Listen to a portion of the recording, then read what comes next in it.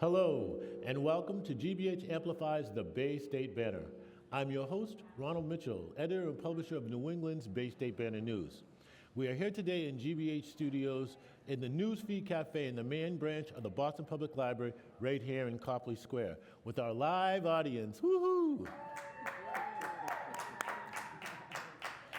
Today, as we look towards the 250th anniversary of America's independence, we want to review the development of our youth and community sports programs and organizations.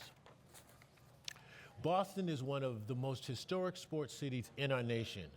Take a look at the Boston Bruins. They were the first NHL team to hire a black player, the legendary Willie O'Ree. He played for the Boston Bruins in the 1957 and 58 season, as well as the 1960 to 61 season. Willie O'Ree experienced tremendous racism during his 21-year career. Despite losing his sight in his right eye at a young age, he played professional hockey until he retired in 1979. Willie was inducted into the Hockey Hall of Fame in 2018. His number 22 is currently retired in the Boston TD Garden rafters among the Bruins greats like Bobby Orr, Phil Esposito, and Ray Bork. Willie O'Ree is currently 90, and we wish him all the best. Then there's the Boston Red Sox. Unlike the Bruins, they have a different racial history, being the last of the Major League Baseball teams to draft a black player, Jerry Pumpsie Green, in 1959. The Red Sox turned down the opportunity to draft numerous legendary black players, including Hank Aaron, Willie Mays, and Jackie Robinson, in the years prior to drafting Pumpsie Green. And then there's our beloved Boston Celtics, the winningest team in the history of the National Basketball League. That's right, the winningest team in the history of the National Basketball League. I will say that twice. The Celtics were also the first NBA team to have an all-black five starting lineup under coach Red Auerbach. And then, when he became the lead and manager of the Celtics, he went on to hire Bill Russell as the first black coach ever in the league. That was quite a feat, especially in the mid-'60s.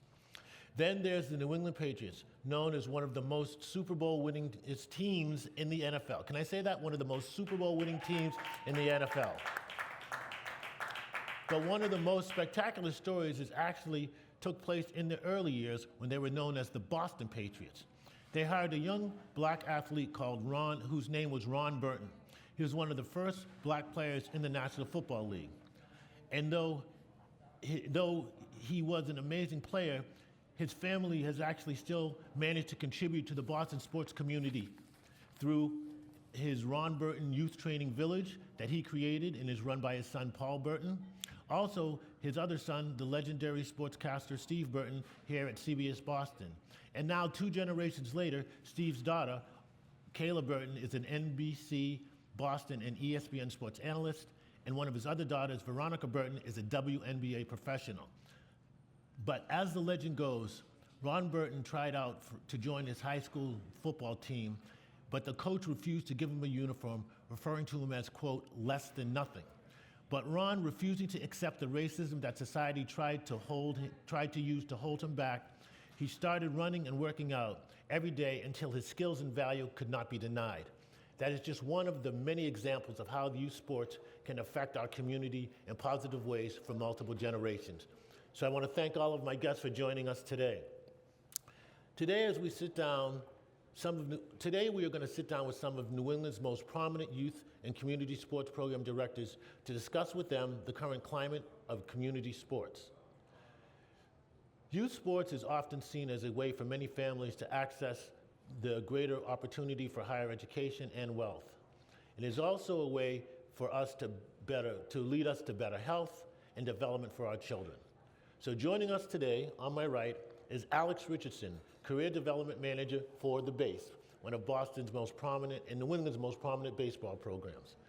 Next to Alex is Adrian Benton, co-founder of Black Unicorn Marathoners, that's Black Unicorn Marathoners, and a member of the prominent group Black Girls Run Boston. Woohoo! My wife runs with that team as well. We love them. Also, to my left is Tony Richardson, president of No Books, No Balls, one of the most prominent basketball programs for youth in Boston. And then to my far left is Yamili Miller, Malore, excuse me, Yamili Malore, chair coordinator for Boston and Brookline, chair coordinator for Brookline and JP Patriots cheer squad. So that's Brookline, JP, and I say JP, I'm a longstanding Bostonian. It's Jamaica Plains, so that's what that stands for. So as I said, Millie Malore is coordinator for Brookline JP Patriots cheer squad. So thank you so much for all of you being with us today. So after that somewhat long introduction, I want to start off with you, Tony, and talk to you about your wonderful program, No Books, No Balls. Tony, your program links basketball with education in one of the most direct ways that I've ever seen. Can you tell us why you chose this structure for your program and how you feel it affected the hundreds and thousands of youth who have come through your program? Thank you for the invite and allowing it's an opportunity to share. I think the large part of No Books, No Balls stands on the premise of making sure that kids identify that education is a part of the journey of reaching that collegiate goal, or exceeding beyond that and going into the National Basketball Association, NBA, like a lot of kids dream of. But without the education component attached to it, then those dreams end up in the local parks that we've all experienced, real polished athletes that just couldn't measure up and to the academic requirements to get in some of these institutions. So that's where No Books, No Ball was kind of, founded, the foundation of it, and a vision of making sure kids were mindful that they had to measure up academically, as they chasing a dream athletically, they have to have an academic, stability to launch from. So you really felt that it was imperative that as you helped to develop them physically in the sports and in the skills of basketball, it was equally as important that they had to develop educationally so that when that opportunity came to them, they would be prepared to take advantage of it fully. Is that a fair assessment? Absolutely. I mean, so many of our kids we see, when I grew up, there was a lot of guys that were definitely Division I level of athletic ability, but then there was reasons why they didn't pursue college. It wasn't so much financially, it was because they just didn't have the grades to measure to the requirements of some of these higher learning institutions. I hear you. It's definitely a challenge.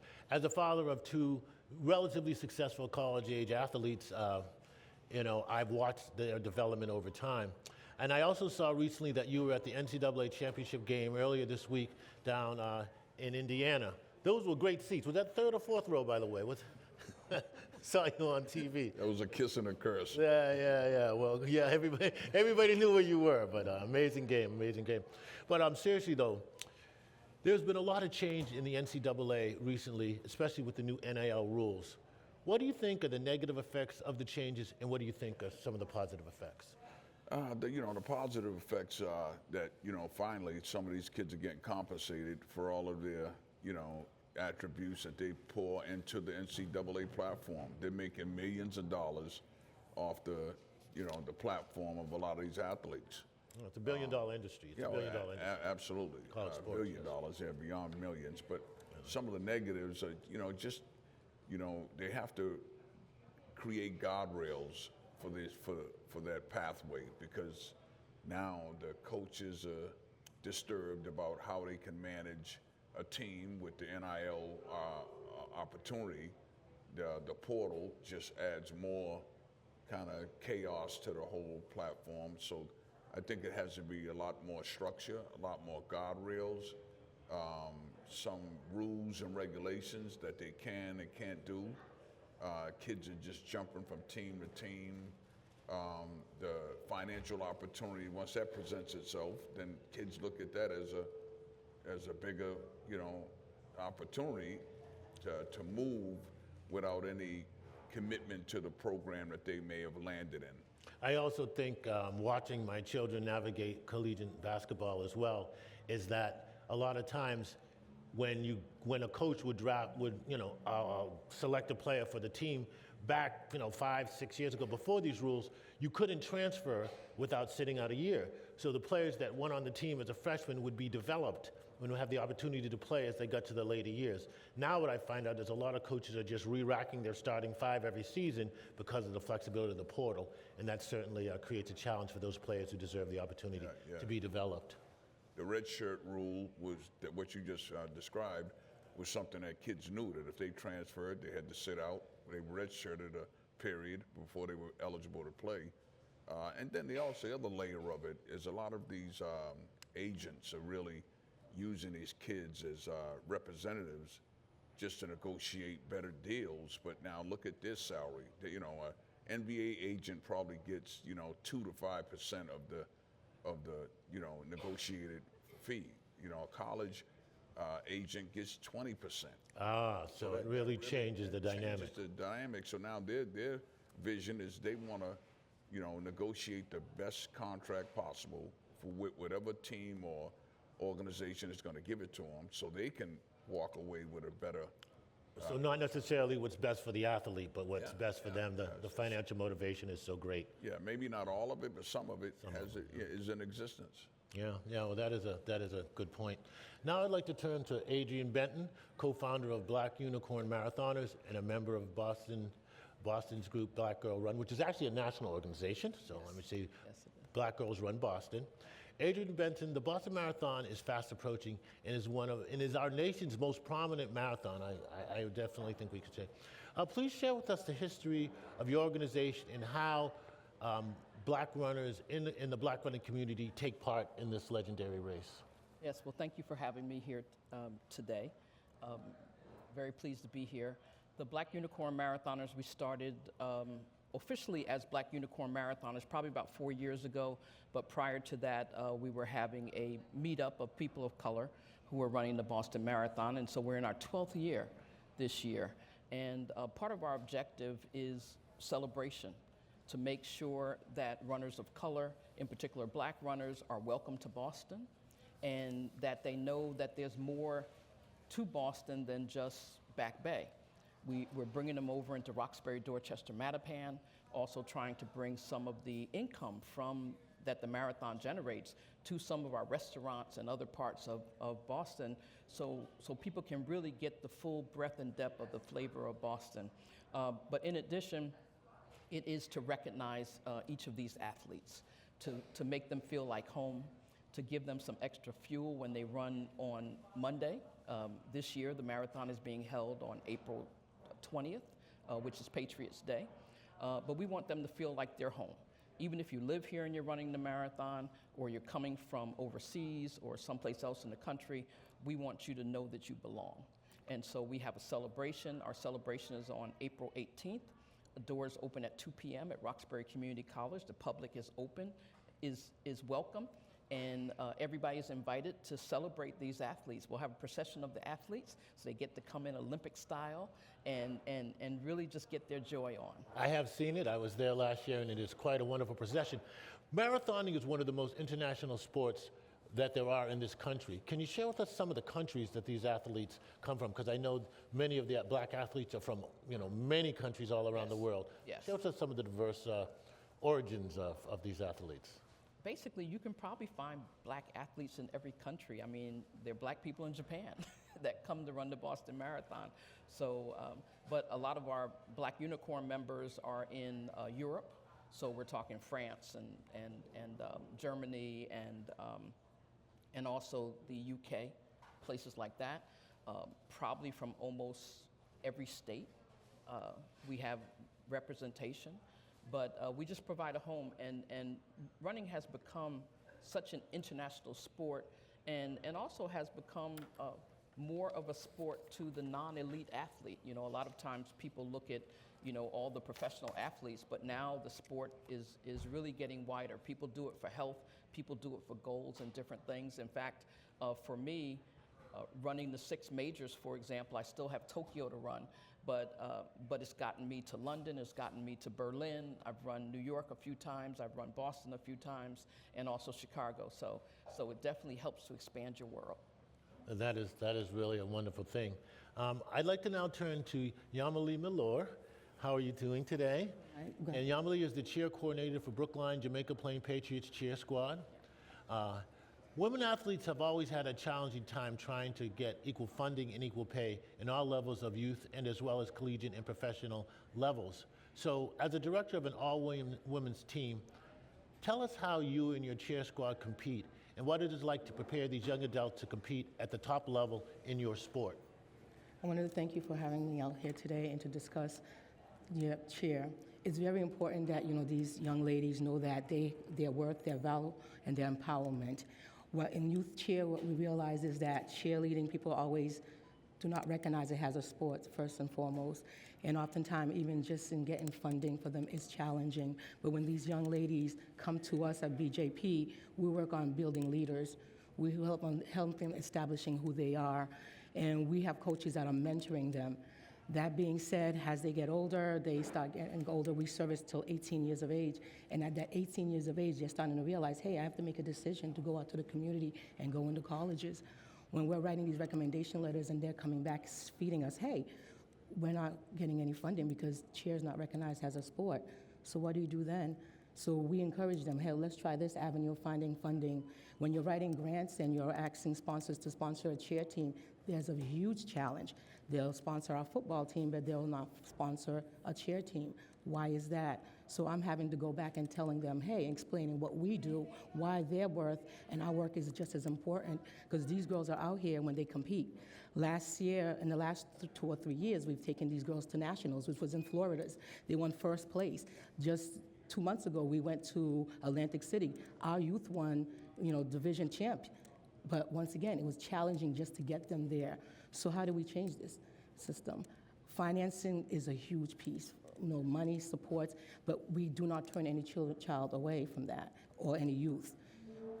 What do you think? I mean, we're here in Boston, one of the most prominent economic cities in our country.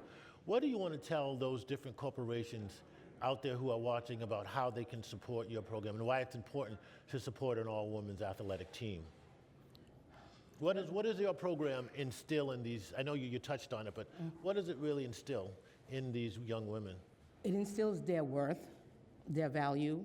I think it's really important because once they start recognizing that they're valued in the community of cheer and sports, we're able to ask these organizations, how do we document this? We're out there in the community helping, we're asking for support, but we're not being recognized. We do have a great partnership with Mildred Housing Community Center, one organization that's willing to partner with us, where they'll send their kids to our organization and they'll sponsor it. Some simple tasks like this, just their fees to come in.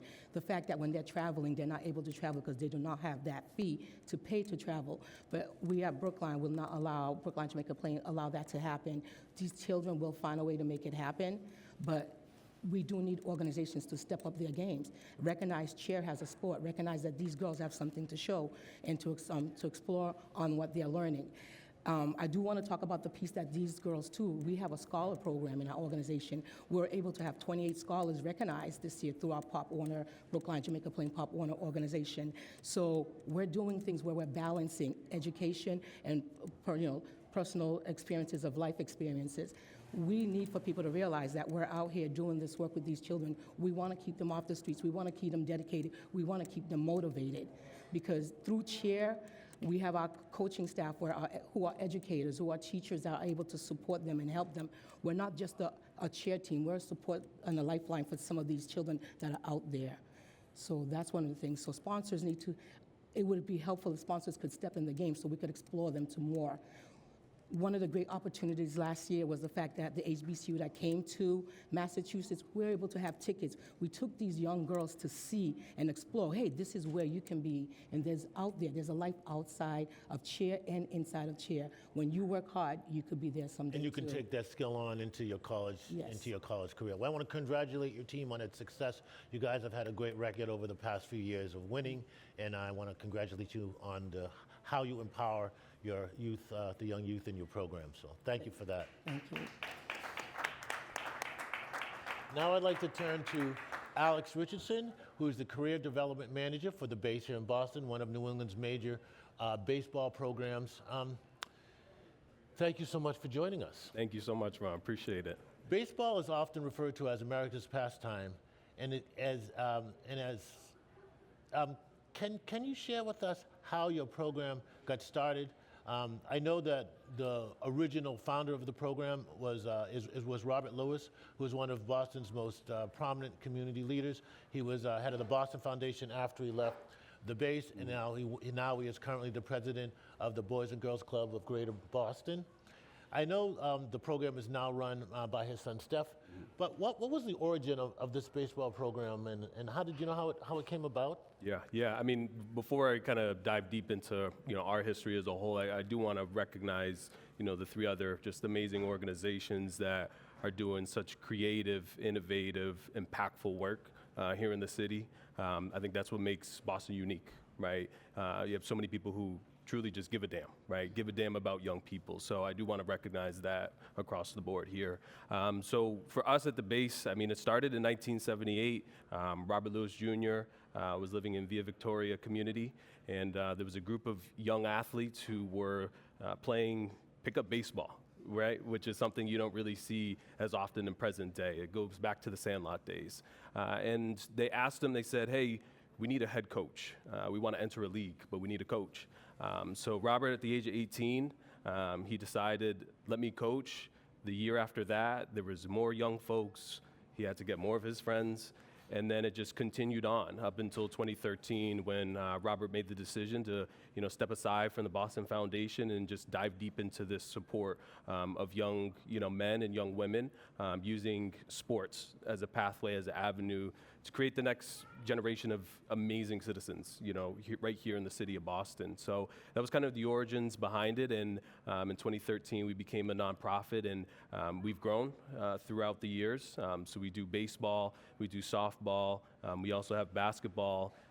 We have a STEM and robotics program, health and wellness, college and career. So really kind of looking at the holistic young person and making sure that they feel that support, not just only on the field, on the court, more importantly off the court. I really wanted to drill down on this, and I'm glad you brought that up, because making a transition to becoming a professional baseball player from college or even getting to a minor league team is notoriously tough. It's a really tough transition.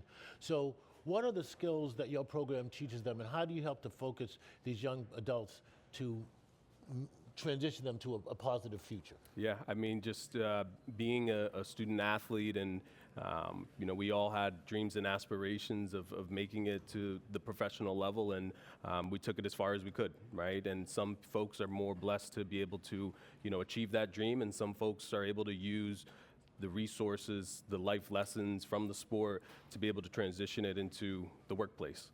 And I think that's what we kind of really focus on, is how do we take the lessons of hard work, showing up on time, communicating with your teammates across all three of our sports, and really kind of emphasize to our young folks, this is what hiring managers are looking for.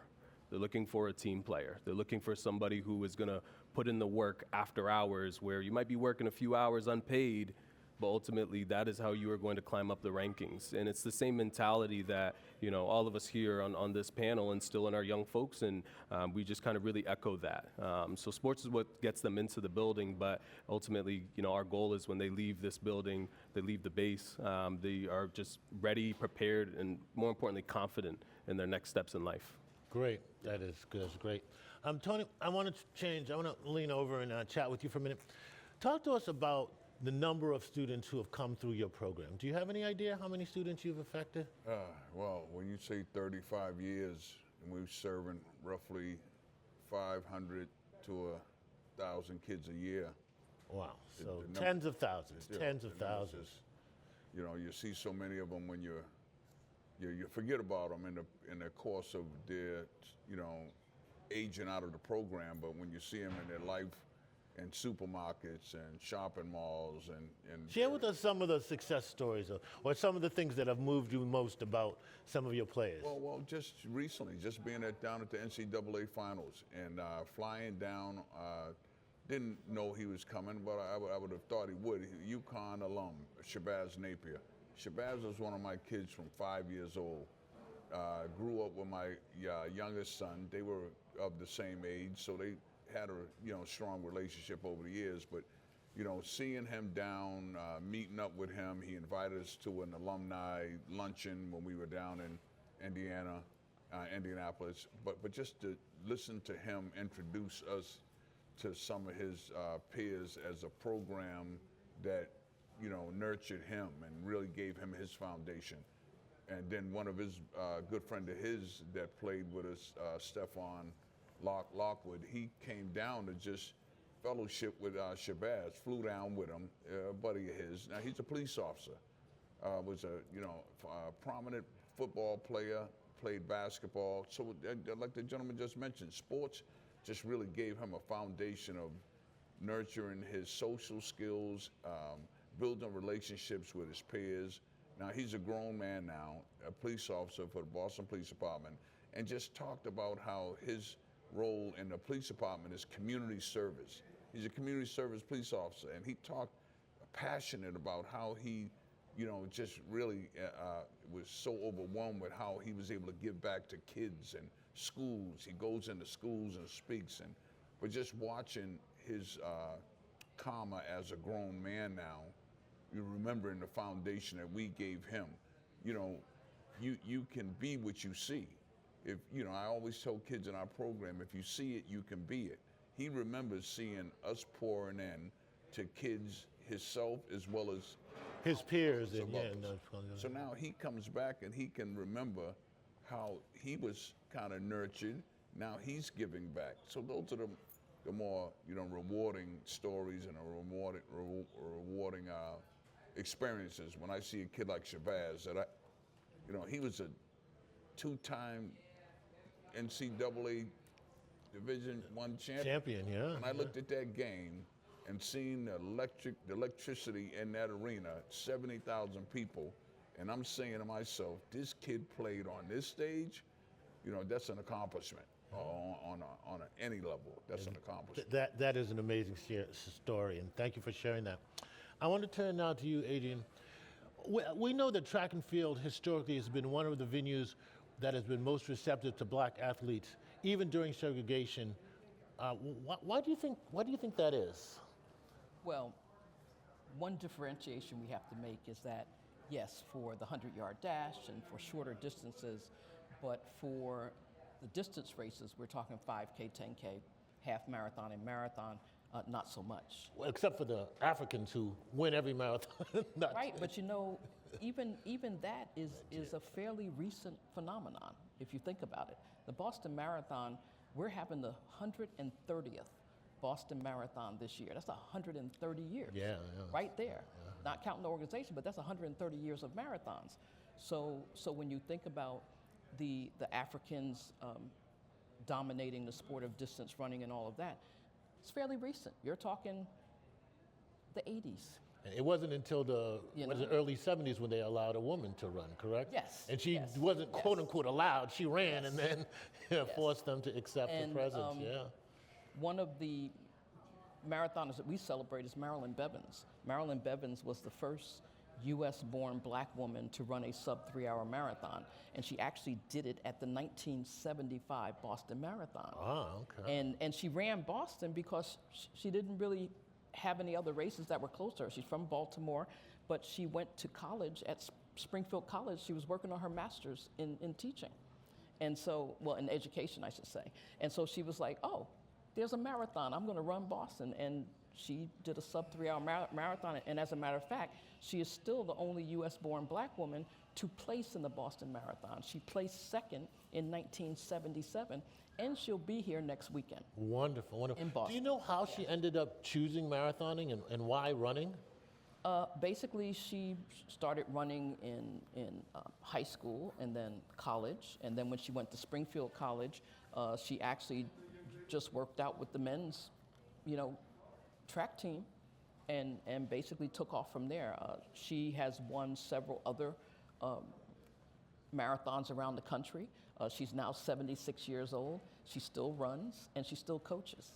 Oh, that is amazing. It's a great story. But you can see her on Saturday, April 18th. April 18th. At Roxbury. We're going to tag it on the end. Doors open at 2 p.m. Okay. All right. Don't miss it. Thank you so much. So now I want to move over to you, Malili. I wanted to ask you, currently there's been a major push to create a more balanced environment for women in collegiate and professional sports. And I know we touched on it a little bit earlier, and this is kind of open to everybody.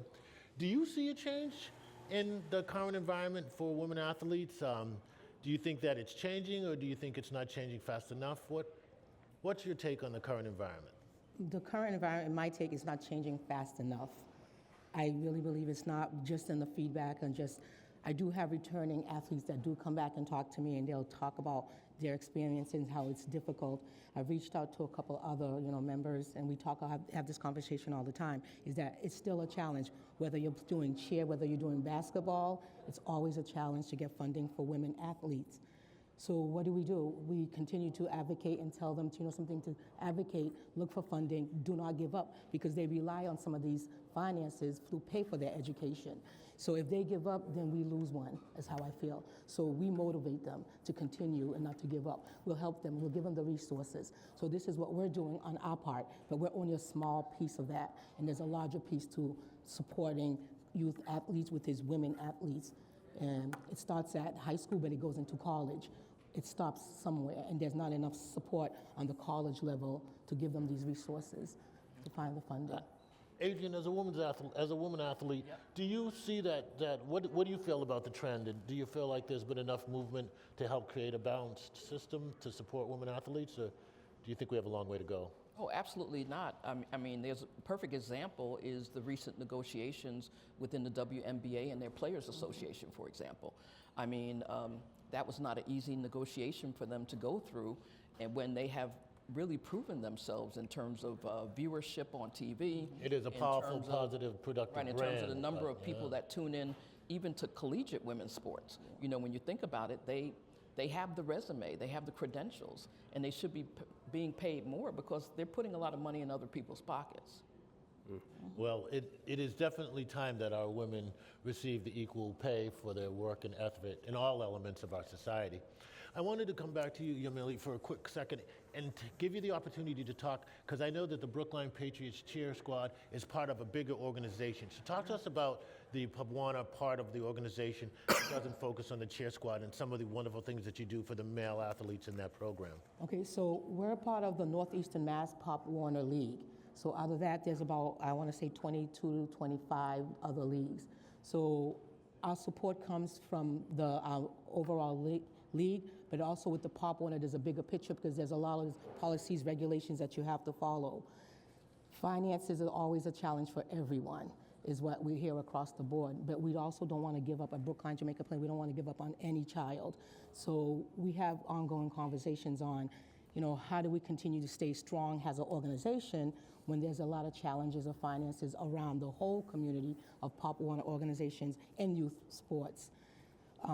I feel Northeastern Mass Pop Warner has been a great asset to, I want to say, Brookline Jamaica Plain, because they're there with open arms with giving us the resources and information about how to continue staying strong in the field. I have to share the fact that, we started a few years ago, and I have to mention Ian Cotterell. He is also a co-founder, and the organization is now named after him too, because he had a strong vision for BJP. And the strong vision was that we were going to succeed and be successful. There's two different steps to do that. You have to have the finances, and you have to have the families. You have to have the children to do all that. So we kept his vision.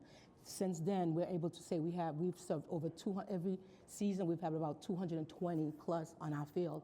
That's a plus in our community right now.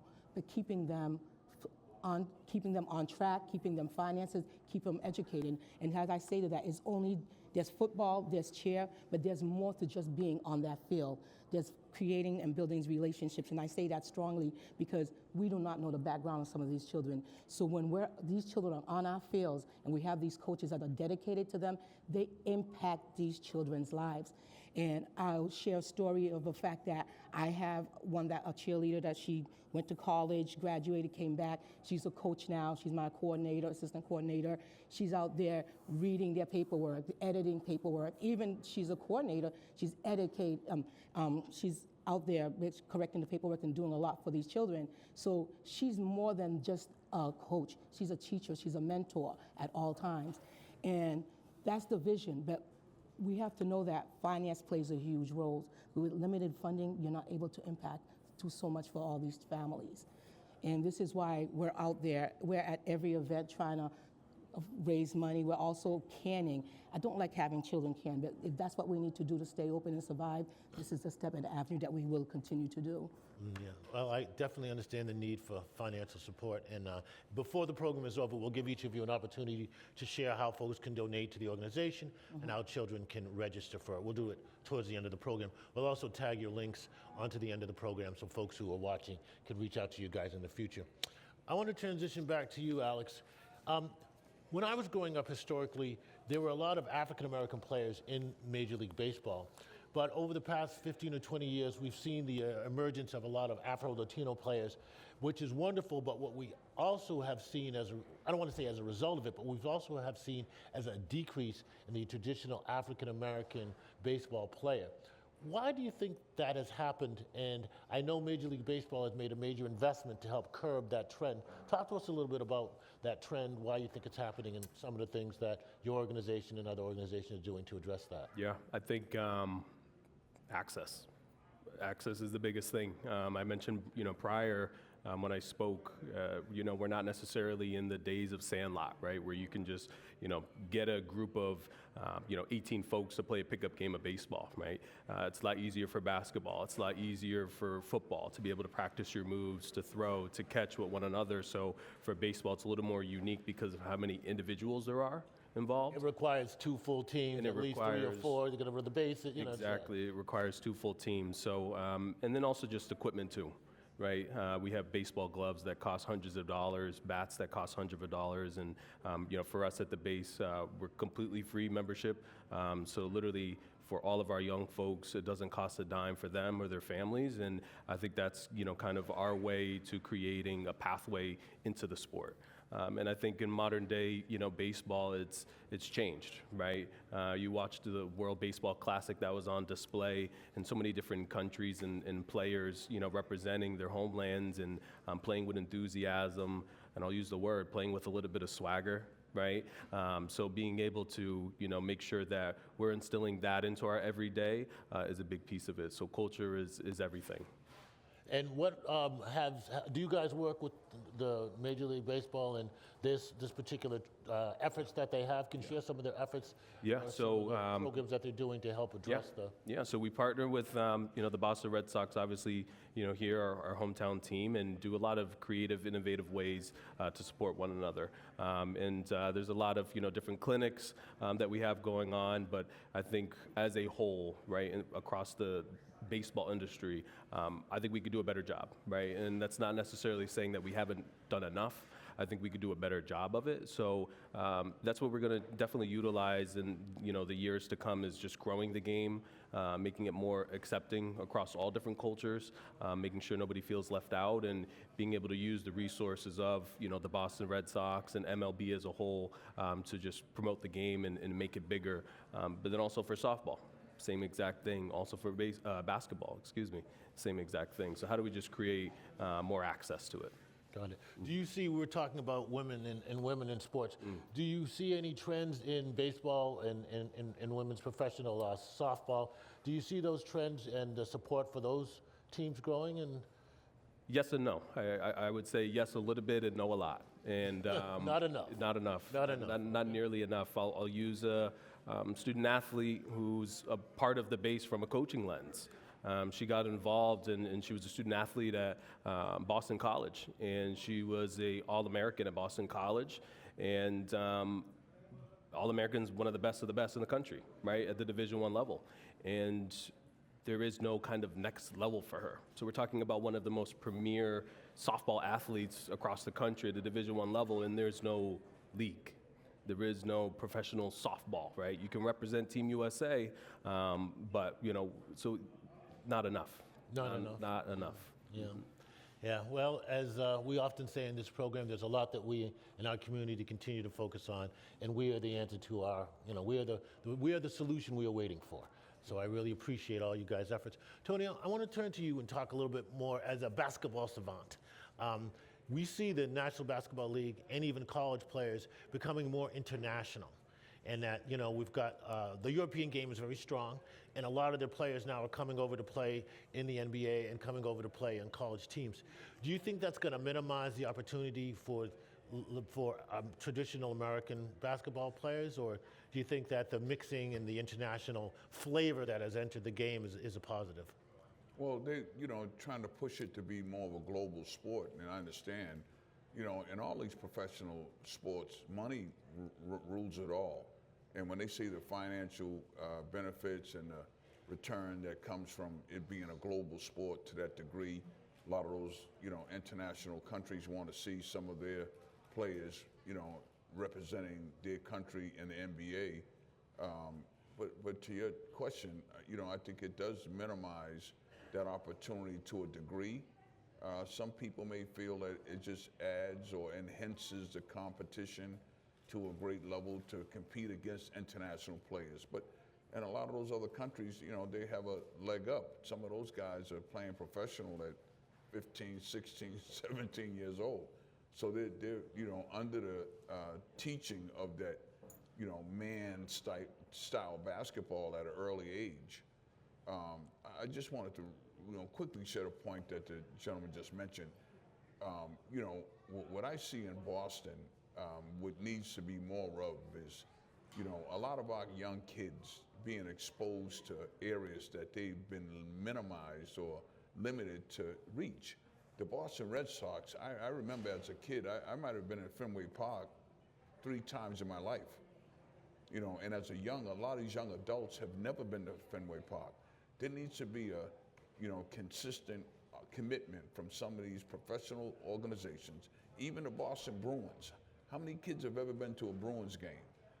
So a lot of these kids, if they see a space that they can feel that they can occupy, they may venture into that space. Baseball, the Red Sox don't do enough to make sure our minority communities are invited into that space.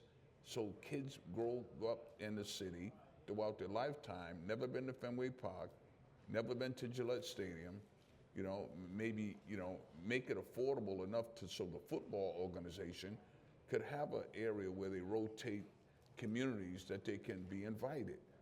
Years ago, when I first started No Books, No Ball, when basketball ended, we had kids transition. 70% of the kids went right into baseball. And then when baseball ended, they went right into football. Football ended, kids would just go into a circle of sports. So they were taught the same values. They were familiar with the same community individuals that were involved in those sports. And it made those kids exposed to things that they normally wouldn't, venture into if they weren't introduced to it. The track, I have so many basketball players that weren't basketball players. They would run through a wall. They were track stars. And they came up once we, introduced them to track programs, and they weren't polished enough to be basketball players. They went on to college and other, Other fields, other fields of athletics. So I think it needs to be more of a unified, platform in Boston where kids can move from program to program and be introduced to some other areas of sports. South Boston, kids in South Boston touch every sport, because I know a lot of them. They play baseball. You ask a kid, what's your favorite sport? They may have one, but for the most part, I play baseball, I play football, I play basketball, and then I play hockey. And you don't see that level of diversity within the opportunities in the black community here in Boston? Absolutely not. And it's because we're not, putting more focus into sharing our resources. So when a kid finishes basketball, I have 80% of my parents looking for what do we do now? And now what I do is I invite football programs to do registration or solicit for registration in basketball, because when this season's over, I got nothing for you. So now why not have them go into a football program? And this program is going to have the same values that I have, making sure the discipline, respectful, and now we have our kids. Now when they finish there's a baseball program that we know about. Al Kennedy used to run a baseball program in Franklin Field. We would send them all there. Some of my basketball coaches that didn't know nothing about baseball, they would venture over into Al Kennon's league to coach baseball. They didn't know nothing about baseball, but all they knew was they wanted to give back To the kids in community our and help community. develop. Yeah. We have to get back on that same page of moving kids around in spaces so Well- that we can support the track. Well, yeah. Well, in the spirit of unity and community productivity, I hope once we leave the actual taping of the show, we can create a group network to help link all these different opportunities together and try to keep our kids provide the best opportunity for our kids in sports. I want to flip over to you, Adrian. I know that marathon running and running in general is one of the easiest sports to get involved in. It's one of the lowest costs. Running shoes can be very, very expensive, but you can also buy a reasonably priced pair of running shoes and still have a good time running and becoming a track athlete or a marathon. Talk to us a little bit about why people choose running and what it's like to get involved in the sport. I think sometimes people just choose running because running chooses them, meaning they may have some health goals that they have. They may be around people who have started running. There may be a local race and they want to challenge themselves. So sometimes running chooses us more so than us choosing running. I mean, I started running in 2014. I was 54 at the time, somewhere around there. And I did it because my sister ran a 5K and I couldn't. So I started training and then I ran a 5K.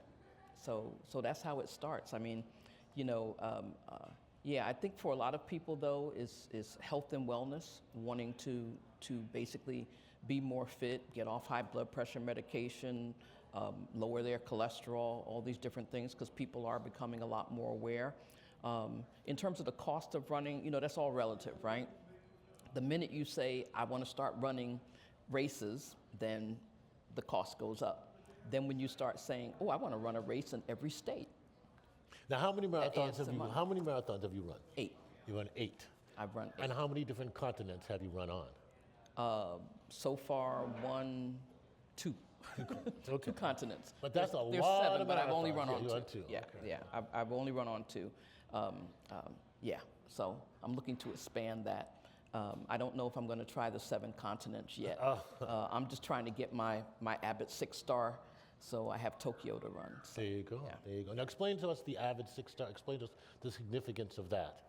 Yeah, so basically, the 6 stars was sponsored by Abbott Corporation, and basically, it is the 6 major marathons around the world. So we're talking New York, Boston, Chicago, Berlin, London, and Tokyo. Now they've added on Sydney, Australia, and also South Africa, and I think there's another one coming online soon that will add to the number. Yes, so you can travel the world running. Yes, you certainly can. And Yes, you that's can. I want to kind of ask all of you, and this is a general question for everybody on the panel. When you were growing up, what was your favorite youth sport, and what did it impart in you? Why don't we start over here with Yamile?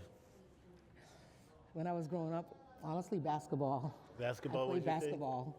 Played basketball in high school, and that was my avenue out, actually, just to be in the community. Straight parents, final sport, basketball was the choice. And after that, I got into cheer because of my daughter. But I see the vision because it actually impacted lives. And I think a lot of time when people hear cheer, there's gymnastics involved. There's a whole gymnastic behind the scenes. The gymnastic, the gym that you gotta go to, the trainers that have to train you. So it's just not cheering, it's the gym structure, the poles, getting on the poles, being it's able the to do tumbling tumbling and and the all climbing that. and the- yeah. Exactly. So cheer is more than just cheering, it's tumbling, gym, indoor gym space. So that's what I see. Tony? Basketball was always, for the inner city youth. And that's why it's so gravitating and the numbers just, balloon to a degree. Basketball is an inexpensive sport. All it took was, I'm the third of 7 boys. So my mother just couldn't afford a football outfit for all of us to outfit us with football uniform. The pads and the Baseball yeah, was a little more of a costly sport. But basketball was you get that ball, there's a million parks around the neighborhood, and everyone could be engaged and participate. So I think that's why a lot of inner city groups gravitate to basketball, because it's so inexpensive to participate in. Alex? Unlike Adrian, I don't like running long distance, so it was baseball. I'm not gonna lie. You know, that run from home plate to second base was long for doubles, but just, you know, being able to see the sport, you know, from the lens of a young person, especially my dad playing, you know, baseball in the Caribbean islands. He's from an island called St. Martin, which baseball and cricket are huge, right? So that was just a heavy influence of my father. So for me, baseball all day. Yeah. All day. And Adrian, now you told us when you first started running, but what did you do as a young person? Yeah, so basically it was basketball. I started playing basketball in 6th grade in grammar school, and I played long enough ago where if you were a forward, you couldn't cross the half-court line if you were playing girls basketball. That's how long ago I played basketball. But I played through my second year in college, and also my other favorite sport was taekwondo. And also growing up in Newark, New Jersey, taekwondo came in handy. Okay, okay. And then also jacks was a big thing. People don't play jacks these days, but You mean like the dice? jacks and with the ball and the jack, because that helped you shoot. Coordination, It was yeah. coordination. It helped you shoot in basketball. Yeah. So And ping pong. Yeah. yeah, Alrighty. jacks and the paddle. See, they don't do the paddle anymore either. You know, paddle with the ball. Ball on it. Yeah. All those things that help coordination. That's right. Yeah, yeah. Well, as I had mentioned earlier, I want to give everybody a chance to talk about how people register for your program and where they can go to find more information for their children and for themselves. So I'm going to start with you, Yamili. Talk to us about how people sign up and register for the cheer squad as well as the traditional Pub Warner football team. Okay, so what you can do is actually go on our website, which is Ian Cotterell, Brookline, Jamaica Plain, popwarner.org. So you could go there, you can see the application online. We also have some on-site registration at the Vine Street Community Centers. That's on our website too, but you're welcome to come there. We do have the early bird special for families that are willing to make a payment plan. So we're allowing that to happen this year just to make it convenient for families. So basically our registration's online. You can find all that information. And When does your season start? Just for those folks who don't. Start July 15th. July. So as soon as they're out of school, Yes, right in. July Okay. 15th. Yep, and we're right on 239 Parker Hill Ave in Jamaica Plain. All right. Right. Well, thank you. Thank you. Tony? No books, no ball. We're in the process right now of ending our fall-winter season. We'll be at the Reggie Lewis Center this Saturday for our championship game day, 12 o'clock, 1 o'clock, 2 o'clock. The place will be electric. There's 3 different age divisions playing. You can donate for us at nobooksnoball.com on our website. We, host about 300 plus kids during our fall and winter season. Then we take our break for May and early June. Mid-June, we'll start our summer program that we just started around 2000 during COVID. And we've been unable to come out of that summer program since COVID, which we host about 500 kids outside at Derby Park down in Roxbury. So that's the summer program that will last until September. And when does that registration start? That registration will start early May. They can go online, look at everything will be on the website for registration access for the summer program. Wonderful, wonderful. Adrian? You can find us at Black Unicorn Marathoners on Facebook, or you can Google blackunicornmarathoners.org on the web. You can register there for our signature event on Saturday, April 18th at the Roxbury Community College. Our doors open at 2 p.m. and we encourage the youth to attend so they can get to meet some of the Boston Marathon athletes and help cheer them on so they have a successful run on Monday. Wonderful, wonderful. And Alex? Yeah, so you can visit our website, www.thebase.org. So we are not necessarily on a rolling basis, so folks can come in at any point, any time, completely free membership to sign up, training, baseball, basketball, softball, college and career readiness, health and wellness workshops. So find our website and sign up and take a look at our schedule and stop by, 150 Shirley Street in Roxbury. Great. And what we're going to do is, at the end of the program, we'll add all of your links and websites so folks can write it down and transfer it just in case they didn't get it here. Awesome. So as we begin to round up the end of our program today, I just want to talk about how youth sports has often been seen as a vehicle to help disadvantaged communities gain wealth, educational opportunities. And it is imperative as a community that we continue to support all the different types of youth programs and the many ways that it can help our youth. I am a terrible basketball player, but I enjoy the sport nonetheless, and I also play a lot of traditional sports that most folks don't consider black folks doing, like skiing. So I encourage folks to be diverse in the sports that they choose, and there are great opportunities in all different types of sports for your children. Being the father, as I mentioned, of two relatively successful college athletes, I've seen the benefits of team sports and how it has developed them over the years. They've had some amazing coaches, and some of them have been the most influential mentors along with me and my wife in their lives. They've also had some terrible coaches, quite candidly, but because we're active in our children's lives and we pay coach attention, we've been able to turn those negative experiences into learning experiences that have helped provide them resilience, education, and understanding the realities of the world that we live in. So, you know, the one great thing about sports is that you can go out with your children and just play. You don't have to be on a team, you don't have to be organized. It's just a great opportunity for you to spend time with your children, just pick up a ball or a bat or a frisbee or any tool that you want, some running sneakers, you know, whatever it is, and go out and enjoy time with your children. It is imperative to their development, and sports can help round them out in many ways and teach them a lot of skills that, you know, are helpful in helping them to grow and requiring them to be productive in our society.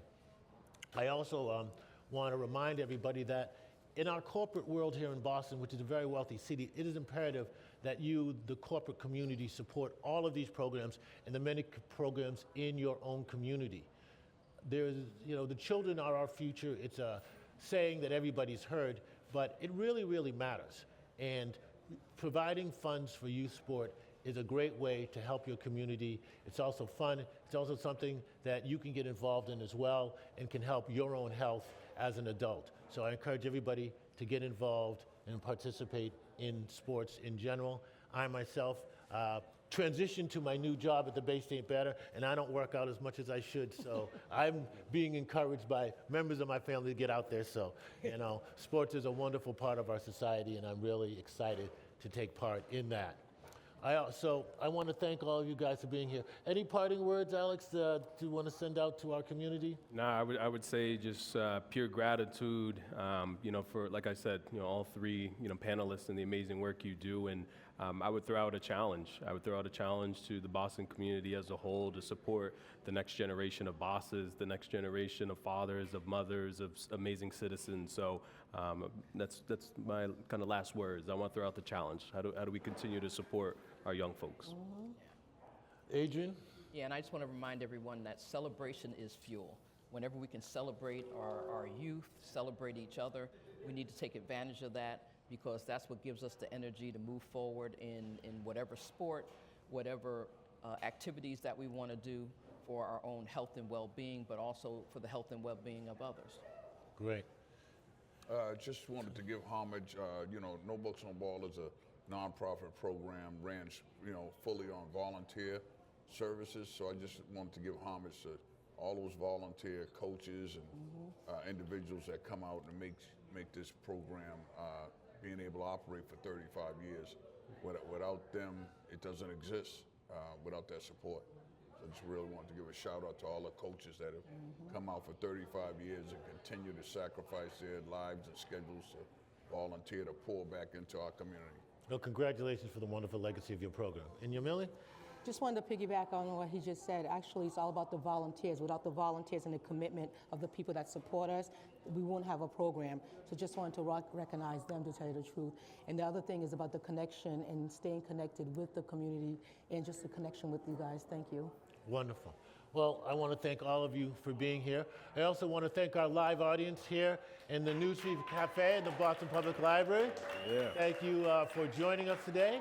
I also want to thank our wonderful GBH production crew, including Juan Jose Canderas, Maddie Guerrier, Steve Buscemi, and the wonderful GBH producers, Sandra Lopez-Burke and Lauren Herbert. I also want to thank our wonderful Bay State Banner team, Lynn Duval-Luce from Nia Media, Colin Red from our digital and sales team, as well as all of our associate producers, writers, and Andre Stark as well. So I want to thank all of you for joining us here at GBH Amplifies the Bay State Banner. It has been a wonderful program about community sports. And remember, support the community sports in your neighborhood. They need your help. Thank you.